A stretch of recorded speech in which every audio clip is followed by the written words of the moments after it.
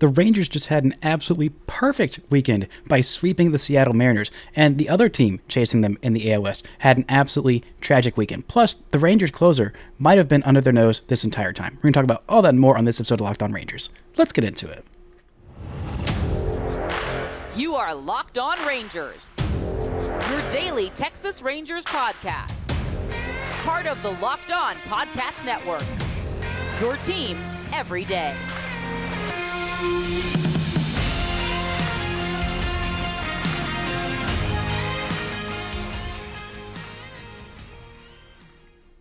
You are Locked On the Texas Rangers. I'm Bryce Paddock, a criminally addicted Texas Rangers fan, covering this team for 10 seasons, including all 5 hosting and founding this Locked On Rangers podcast. Thank y'all so much for making Locked On Rangers your first listen every single day. Today is Monday, September 25th. Your Rangers are 87-68, alone atop the AL West with a 2.5 game lead over the stinking Houston Astros, with a magic number of just 5 to clinch the AL West.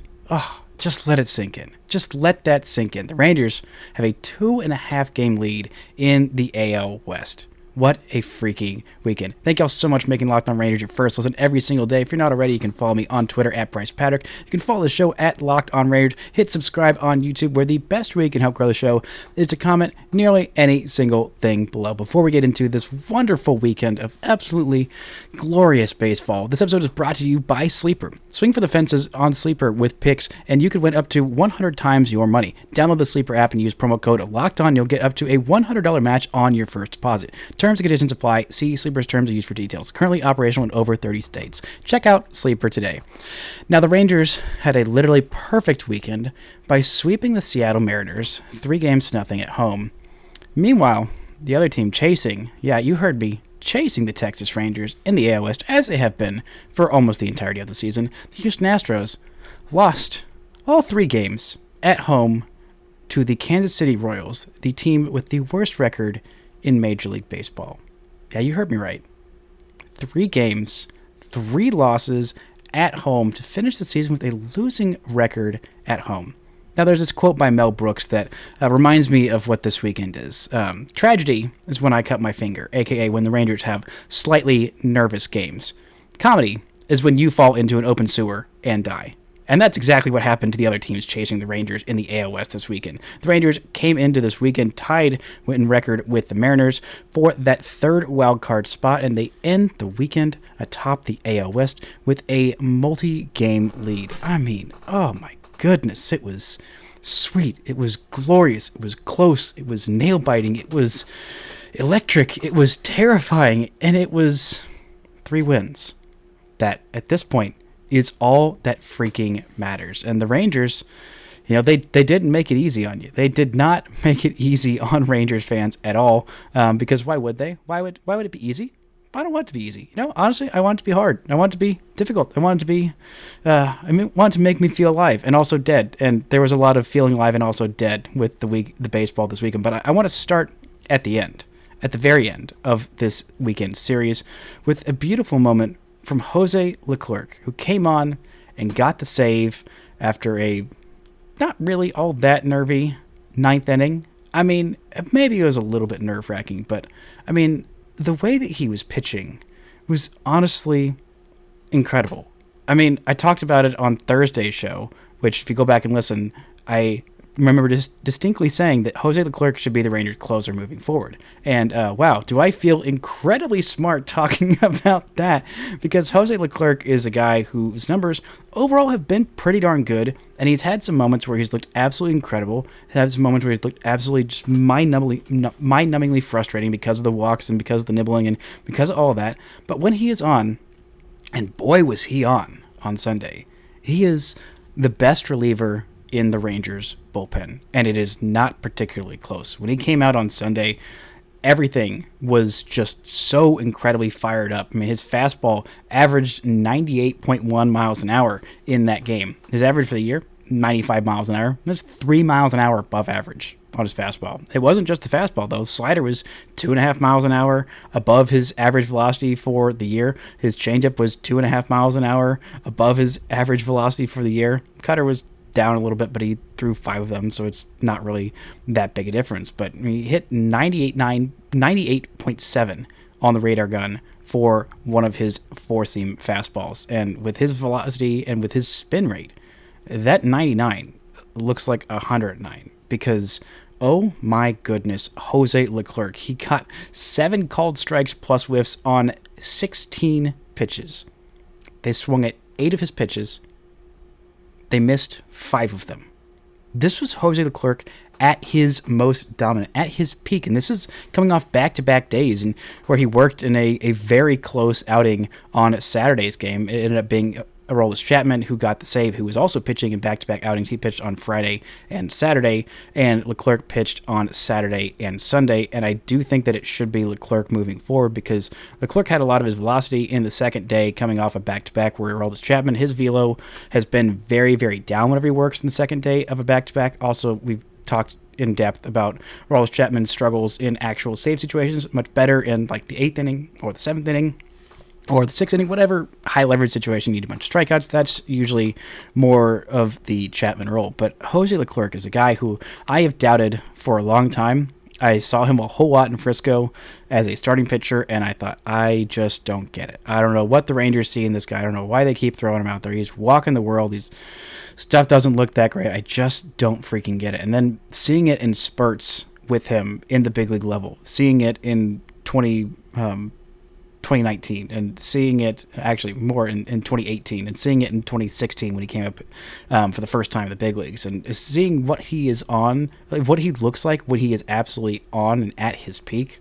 Like that 2018 season where he had a 1.5 ERA with 13 Ks per 9 and 3.7 hits per 9, just absolutely unhittable, fiery demon on the mound. Exactly what you want from your closer when he is at his peak. He is the fire-breathing, ungodly, unhittable guy when he is at his peak, and that's what he was. And seeing him and the immense joy that he felt on Sunday, after all the abuse that he's taking, after all of the injuries that he's dealt with, after all of the times where people are like, I can't stand this bum Leclerc, I don't trust him at all, seeing him go out there and thrive just made me so incredibly happy for him. He talked about his journey and how the Rangers, the team that signed him, the team that had confidence in him, the team that he got to the major leagues with, and have given him this confidence from the start.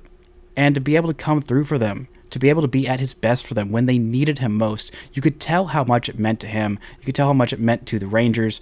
And I just absolutely loved that moment for him. It's not because of these sappy moments that I'm wanting him to be the Rangers closer. It's because he is the best option. He is the best option by far. And in a season of so many untrustworthy people in the bullpen, Jose Leclerc is stepped up, and that fateful outing against the Mets when he was thrown into a save situation and he did not expect it and talked about it and said, I want to be the guy in these situations. Well, buddy, you are the guy. You are absolutely the guy in these situations from now until the end of the season. Pick up his option for next year. Heck, sign him to another extension because this guy is absolutely unhittable right now. And for a team that was so desperate for anything good in the bullpen, getting this kind of good news from him, and not just him, but Jonathan Hernandez also had a fantastic outing as well. I mean, this is just exactly what the Rangers could have hoped for this weekend. But they did get a little bit lucky, and I think they were overdue for some of that luck in the Sunday win, which was an absolute microcosm of the season. We're going to break down why, and another great start from Jordan Montgomery, why he should be the Rangers' #1 starter, and some good news on Max Scherzer. But first, this word from our sponsors. This episode is brought to you by DoorDash. Love the convenience of getting what you want right to your door? With DoorDash grocery delivery, you can stock up for the week or order last-minute cravings conveniently. You've trusted DoorDash to deliver your restaurant favorites, and now you can get grocery delivery that actually delivers as well. With thousands of grocery stores to choose from, you'll find the best in your neighborhood and boost the local economy with each and every order. You'll get exactly what you ordered, or we'll make it right. So sit back and enjoy quality groceries just like you pick them up yourself. Want even more value? You can save on all your grocery and restaurant favorites with $0 delivery fee on all eligible orders with a Dash Pass Dash Pass membership. Get 50% off your first DoorDash order to up to a $20 value when you use code LOCKEDONMLB at checkout. Limited time offer, terms apply. That's 50% off up to $20, no minimum subtotal, and 0 delivery fees on your first order when you download the DoorDash app in the App Store and enter code LOCKEDONMLB. Don't forget, that's code LOCKEDONMLB for 50% off your first order with DoorDash. Thanks to the Aviators for making Locked On Rangers your first listen every single day. On tomorrow's show, I'll be breaking down a crucial John Gray start against Los Angeles. The Rangers take on the Angels this week and catch every pitch with the hometown broadcast on SiriusXM. Just download the SXM app and search Rangers. Now, this game on Sunday, it was an absolute microcosm of the Rangers season. Pull out to a big old lead, and then hold on for dear life, and then somehow squeak by with the win, which I'm hoping means the Rangers end up, squeaking by with the AL West crown, and maybe even a World Series. We'll see once we get there. But this was it felt exactly like the Rangers season. They got a couple of great innings from Nathan Eovaldi, 5 innings, and this one, his final line does not look as pretty as he actually pitched. 6 hits, 5 runs, all of them earned, a couple of walks, and a pair of home runs. Now, if he was pulled out of this game after the 5th inning, he would have given up just 2 runs. It would have been okay. Everything would have been fine. And I honestly thought that would have been fine for what the Rangers needed from Nathan Eovaldi. He was at, I believe, somewhere around the 70-ish, 75 maybe pitch mark at that point. The Rangers do want to build him up to get up to 100 pitches, but also you got to be effective. And, the thing with Eovaldi is that obviously his fastball velocity is not, it's just not anywhere near, and none of his velocities for any of his pitches are anywhere near what he was in the first half. And this is the same thing that happened to him in Boston last year, and he was just not nearly as effective. And that's mainly been the case. But in this game, he was effective enough. I mean, he's a smart, crafty veteran pitcher who knows how to pitch even if his elite stuff isn't there. But every single one of his pitches that he threw more than 6 of today were down at least 2.3 miles an hour from his season average. Fastball was down 2.3 miles an hour. Did throw one up there at 96.3. His average for the year is coming down. I think it was at like 95.8 or something before he came off this IL stint. Now it's all the way down to 95.2. But his average for today was 92.9. It's just everything was not working for him except for the splitter. Got quite a few whiffs on that splitter. 7 whiffs on that. 2 on the curveball. 1 on the cutter. And it was just doing enough to get the Rangers through it. If he gave you 5 innings, 2 runs, and the Rangers had a pretty big lead like they did, then you think, okay, that's fine. You can live with that. But no, that was not the case. The Rangers let him go back out there, faced a couple more batters, and gave up some more hard contact. And then Martin Perez comes in there, and he doesn't do all that much better. Just a really rough outing for the first time for Martin Perez out of the bullpen. For the most part, Martin Perez has been very consistent out of the bullpen. You thought maybe he would be in the rotation in this spot on Tuesday going against the Angels, but the Rangers thought, no, let's use Martin here. Let's get some bulk out of him. Let's see what we can do with that. And Martin had his worst outing as a bullpen member. Gave up a hit, a couple of walks, 2 earned runs, did get 1 strikeout in an inning and 2/3. Chris Stratton came out there for what feels like the 100th time in 100 days. Just give Chris Stratton a couple days, Bochy. Just give him a couple days because he's not been effective the last couple times that he's come in. He gave up 3 hits, all of them singles, all of them pretty softly hit, but just kept on finding holes, which was the story of this Mariners offense. They just kept finding holes here, there, yon, and it just wasn't quite enough. Then Jonathan Hernandez comes on, gets 1 pitch and gets out of a jam. Thankfully, the Rangers were still worked themselves into a jam a little bit later. They got a weakly hit ball by J.P. Crawford that kind of found a hole, and then after a really great battle with Julio Rodriguez and a pitch that was 6 inches off the plate, that a slider that was just breaking away from Julio Rodriguez, that you'd think anybody else in the world swings at that pitch, that's a swing and a miss and strike 3, but it wasn't. And that was incredibly frustrating and an inconsistent zone for Rangers pitchers, especially Martin Perez, got kind of pretty hosed on that, as did Josh Young and a few other Rangers hitters, Evan Carter especially. It's just a really bad, inconsistent zone that was very, very frustrating, that could have gotten Brian Wu out of this game a little bit earlier. But nope, that wasn't the case. But I do applaud Jonathan Hernandez for his inning of scoreless work. Brock Burke comes in, gets 3 pitches to get out of the 8th inning, send the Rangers to the 9th inning with a scoreless game. In comes Jose Leclerc. Bing, bang, boom. You're done.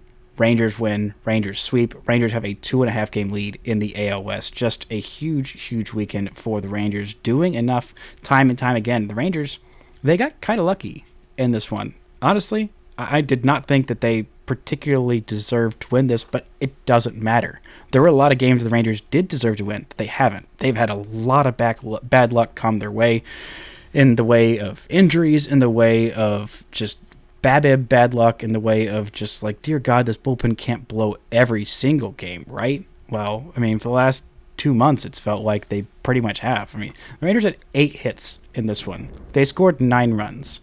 They had 6 home runs, including one of them by Marcus Semien that was assisted by one Julio Rodriguez. MVP, my MVP for the Rangers. I mean, honestly, the Rangers got pretty lucky to not get hurt even worse by Julio Rodriguez. Julio Rodriguez, for the most part, has been kept quiet against the Rangers. Now, I'm saying this knowing full well that he's probably going to go off and absolutely torch the Rangers in that 4-game series in Seattle. But until this point, the Rangers have gotten a really good job of holding Julio Rodriguez in check, or just facing the Mariners when Julio Rodriguez is not hitting well. That's very fortunate, and it's not going to be the case forever. But the Rangers were due for some luck. They have been overdue for some luck with all of these bad breaks they've gotten. Getting a Corey Seager home run that had, I believe, a 180-ish expected batting average against. There were a lot of these Rangers home runs that had low expected batting average on these home runs. Like, just not a whole lot of luck for them, but all of it seems to be breaking their way. I mean, this team is, again, the epitome of, it's so back, we're so over.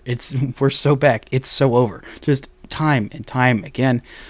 I want you to just kind of lean back and accept that this is the roster that's built. It is flawed. It will be an up and down ride. It will give you anxiety, heart disease, maybe kill you dead. I don't know. But just embrace that this is who the Texas Rangers are. They are a very good but flawed baseball team. But it seems like everything is breaking their way at exactly the right point, including Jordan Montgomery looking absolutely fantastic. I'm going to break down why he should be the Rangers' Game 1 starter in a playoff series, and a fantastic start by him. And also, some good news about another potential option for a future Game 1 playoff series starter. But first, this word from our sponsors. This episode is brought to you by Sleeper. The MLB playoffs are around the corner, which means the clock is ticking on a chance to win 100 times your money on daily fantasy baseball. Baseball has never been more exciting than it is now, with studs like, I don't know, literally everybody on this Rangers roster. Evan Carter, maybe heard of him. Leody Taveras, who's also doing very well. Corey Seager, who is an MVP candidate, might even take home the MVP. I mean, who knows? But, you can pick more or less on these studs with their stats like home runs, hits, strikeouts, and more for up to a 100 times payout on Sleeper. Get your picks right and you could win big. Do you think that we're going to see a big series from Corey Seager in Anaheim? Do you think John Gray is going to bounce back really well on this Monday start? Do you think that whoever mystery starter is going to do well? Maybe it's going to be Cody Bradford on the hill on Tuesday. I mean, who knows? If you're going to want to go and take a chance at winning 100 times your money, use promo code LOCKEDON. You'll get up to a $100 match on your first deposit. Terms and conditions apply. See Sleeper's terms of use for details. Shout out to the Everydayers for making Locked On Rangers your first listen every single day on Wednesday's show. I'll be breaking down whoever the Rangers throw out in the bullpen game for the Tuesday night game against Anaheim. The Rangers take on the Angels this week and catch every pitch of the hometown broadcast on SiriusXM.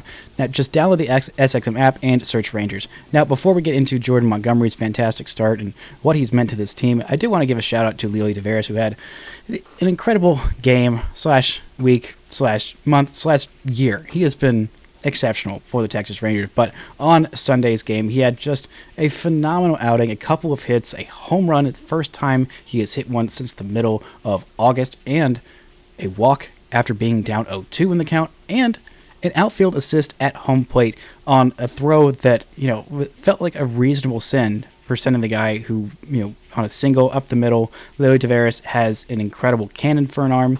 And again, having a center fielder with elite defense and an elite arm is just such a luxury. It's like having, say a switch hitting catcher who can hit and is also really good defensively. It's like having one of those luxuries, having those two guys up the middle.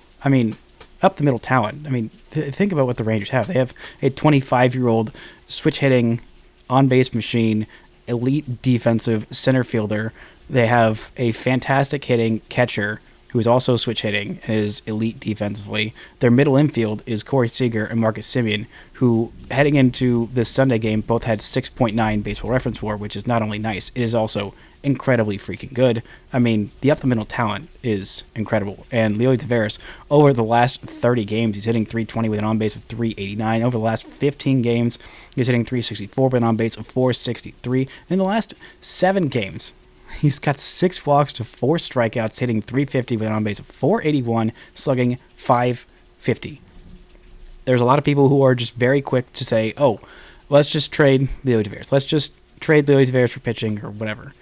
I don't know that the Rangers are going to necessarily do that. You're going to have to get a pretty darn good, young, controllable starting pitcher that is durable if you were going to trade Leody Taveras, because he is a very, very valuable player. But speaking of durable starting pitchers who might be traded for, or actually, I guess were traded for. You know what I'm talking about. Jordan Montgomery have a freaking night on Saturday. 7 shutout innings, just 2 walks, 5 hits, worked around some base runners, was able to go deep into this game, got 6 strikeouts, and has just been absolutely everything that the Rangers could have hoped for when they traded for him. Now, those prospects that the Rangers traded to St. Louis, I can almost guarantee you that both of them are going to hurt. I think both of them are probably going to be quality big leaguers. TK Roby is a very good starting pitching prospect, and if he's healthy, he could be very good for the Cardinals. And Thomas Jase might be in the top 100 prospects in all of baseball next year, and he might be in the big leagues at some point next year, and that's probably going to hurt. But,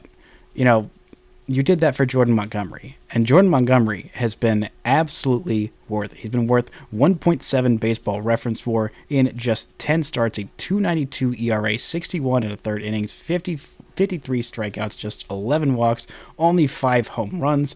I mean, the guy has been exactly what you want out of a starting pitcher that you trade for at the deadline. He has been durable. He's made his starts. He has not gotten lit up that much. And when he has gotten lit up, he has come back and been much, much better. Riding off of his 2 worst starts as a Ranger, 3 2/3 innings against Minnesota, where he got lit up for 6 runs, and then against the A's on Friday, September 8th, he got lit up for 5 runs in 5 2/3 innings against the A's. Then since then, 7 shutout innings against Toronto, 7 innings of 1-run ball against the Boston Red Sox, and 7 innings of shutout ball again, this time against the Seattle Mariners. Oh, and a couple of starts before all that, on August 21st, he had 8 shutout innings against the Arizona Diamondbacks, where he probably could have, and in hindsight, maybe should have gone out for the 9th inning to close that one out, but that is neither here nor there. Does not matter. I think Jordan Montgomery has got to be your Game 1 starter for whatever playoff series you start with. Hopefully, it is the division series, so the Rangers can get a bye and line up their rotation the right way. The Rangers will also have Jordan Montgomery face these Mariners again. That'll be in Seattle. Thankfully, they're not going to waste a Jordan Montgomery start on the Angels, which, saying that, the Rangers might still end up dropping 2 out of 3 against the Angels. Hopefully not. Hopefully not. But still, it is possible. But even if the Rangers did, they would still be in first place in the AL West, which is just how big and how important this weekend was. But Jordan Montgomery is got to be priority number 1 to re-sign in free agency. But they also could be getting a different guy who could start Game 1 of maybe an ALCS or maybe a World Series. The Rangers haven't gotten any new particular updates on Max Scherzer, but he's been running around and talking to the media and saying, I'm not ruling myself out for the postseason. It's not entirely guaranteed that I am going to be out. He is feeling optimistic that there is a chance that he could pitch at some point in the postseason. The deeper the Rangers go in the postseason, the better chance they have at Max Scherzer, which means the better chance they have at winning. But they're going to need to do it without him, probably at the very least. The earliest he could come back is maybe the ALCS, it's seeming like. But, I mean, Max Scherzer has been an incredibly durable pitcher. I know he's 39 years old, but he's never had Tommy John surgery. He's barely had any injuries. I mean, last year was the first time he really had any prolonged injury. And so, of course, he has his first what felt like could have been a really major injury when it comes to the Rangers, because, of course not. But there's some good news on Max Scherzer and some good news from the Rangers in the form of Evan Carter. Now, Evan Carter has been up with the Rangers for 16 games. The Rangers have won 11 of those. Now, when Evan Carter was brought up, there was no thought that he was going to be the savior of this team. It was right after Adolis Garcia had been placed on the IL. The Rangers were coming off being swept by the Astros, and everything looked like a disaster. And even in his first game, where he got his first big league hit, and that was fun and exciting, the Rangers lost to the freaking A's, and it was like, oh, dear God. Everything is in the crapper. Everything is terrible. Nothing is going right for these Texas Rangers. But Evan Carter did not let that get to him. Neither did the Texas Rangers. And in his time in the big leagues, Evan Carter has been fantastic. I did this before, I believe it was for Saturday's games. When his first 14 big league, I think he's got 16 big league games under his belt at this point. But heading into Saturday's game, Evan Carter had a slash line of 324, 447, 676. Now, if he kept up the pace for what he did in his first 14 games over a 162-game big league season, he would have 35 home runs, 23 doubles, 12 triples, 35 stolen bases, 93 RBIs, 138 runs scored. Oh, and a baseball reference WAR of 15, which is like, I don't even think Mike Trout did that in his peak season. That's like, I don't know, you got to go back to old Haas Rayborn or Cy Young to go find a WAR that high. And for position players, there's just like, I mean, I don't even think Babe Ruth ever did that, mainly because he's a first baseman, and WAR doesn't particularly like that. But yeah, that's like 3 WAR better than Aaron Judge's 62 homer season from last year while he played center field every day. Like that's the kind of pace. Now, obviously, Evan Carter's not going to do that, but he has been a huge spark plug for this team. He has been incredibly important. He did have a little bit of a misplay on the triple that Martin Perez allowed that I don't think maybe should have been triple. Maybe should have been a double and an error to Evan Carter, but he makes up for it the very next at bat, gets a two-run homer, a no-doubter, and just absolutely flies around the bases. Had a couple of home runs, a couple of huge home runs this weekend. I mean, this kid is the real deal, and I had some real concerns about the Rangers being a bit aggressive, a bit too aggressive, calling him up. I thought, I don't know if this kid's ready. I mean, he's got the makeup to where even if he struggled, you think, okay, it's probably not going to get to him. But for him to come up in the heat of this playoff chase, and by the way, there still are some concerns about if he can hit lefties and or how well he can hit lefties. I think he'll hit them eventually, but right now he's not hitting them very well at all. And he did have 3 strikeouts in his 1-for-4 performance, if you really wanted to nitpick a game where he had his 4th home run as a big leaguer, which was a no-doubter. But still, I mean, it's been incredibly impressive for him to do this, and because Leody Taveras has also been incredibly impressive over the last month, it's why I'm not really rushing off to trade Leody Taveras. I think both of them are very good quality big leaguers, and having both of them in your outfield is going to be very, very good for years to come. And then if Wyatt Langford pushes his way into the conversation, which I think he will, then you'll deal with that issue when you get to it. But man, Evan Carter, have yourself a freaking debut, a stretch run. By the way, he is eligible for the playoffs. Now, you do have to be in the organization before September 1st, which obviously he has been. He wasn't added to the 40-man roster before that, but there are some little nitpicky rules that the Rangers are basically going to get an exemption to make that happen. It's not something you need to worry about. Evan Carter's going to be in this lineup in the playoffs, assuming the Rangers are there and don't have an absolutely epic collapse, which I don't think is going to happen. I'm pretty darn sure it's not going to happen. Really hoping it's not going to happen. But still, I mean, Evan Carter has played some really good defense. The Rangers in general have played some really good defense, including a couple of really great defensive plays to bookend the weekend to end both those games. I mean, the Friday game ended on a great defensive play by Josh Young. The Sunday game ended on a pretty good defensive play by Nathaniel Lowe, which, again, is kind of highlighting the absurdity of that happening because Lowe was so bad defensively last year, as is this team. This entire team was terrible defensively last year. And I think it's really hard to quantify what a manager brings, but I think the defensive impact of Bruce Bochy, I think that just basically this entire group, just as a whole, everyone getting a lot better. Outside, Semien kind of got better. Not that much, but I mean, Semien was already really good. Seager went from pretty bad to pretty good. Nathaniel Lowe going from terrible to excellent was great. Jonah Heim was already great defensively, but just getting a little bit more out of all the little plays on the margins, I think that's a really tangible impact of Bruce Bochy, as well as the Rangers' vibes. Their vibes are probably sky high right now. I don't think they could be any higher, but they couldn't have been any lower in that game where Evan Carter made his debut. Like I said, the Rangers have won 11 of 16 games since getting swept by the Houston Astros in a series where I declared them dead as a doornail and some other, just the deadest doornail that has ever been dead. Just terribly dead. But no, they weren't.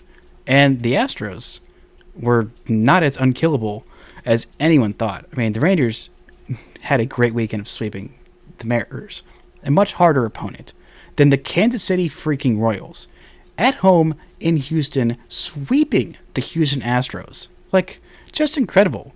I mean, the Astros, since that stretch where they beat the Rangers, beat their brains in, they are 5-10. The Houston Astros are 5-10 since that sweep where it looked like they killed off the Rangers, where the Rangers are 11-5 since that stretch.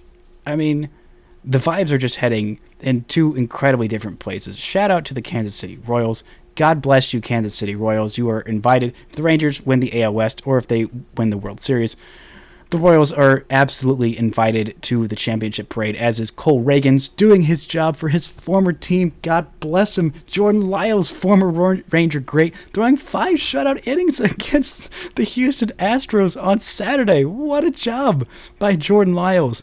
And Colleyville Heritage native Bobby Witt Jr. having himself a great series, being a menace on the base pass, doing some great defense, offense, and just everybody on that Kansas City Royals squad just having a freaking weekend. But I know there's been a lot of talk about the Rangers don't deserve it. The Rangers don't have the pedigree of the Astros. The Rangers don't have they're not actually as good. I mean, they may have won a lot more games. They're not as good as the Astros or the Mariners. Well, the Rangers are the only team in the division with a winning record against teams with winning records. They are 41-39 at this point. The Astros are 35-41. The Mariners are 31-44 against teams with winning records.